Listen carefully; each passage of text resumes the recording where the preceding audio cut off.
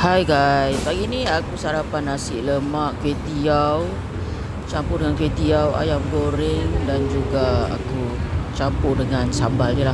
Sebab nasi lemak ni kalau tak ada sambal tak sedap. Aku makan di Batu Lima di Syukur Mertabak Tanjung Karang. Okey, aku suka makan nasi lemak dekat Syukur Mertabak ni sebab sedap. Satu lagi dia punya ayam goreng dia sangatlah rangup guys. So kalau makan berkali-kali kat sini pun tak adalah bosan. And lauknya pun sangat sedap lah. Semuanya sedap belaka selain daripada dijual murtabak. Dia pun ada jual juga roti john dan western food. Okey, sekarang aku nak try dia punya ayam goreng.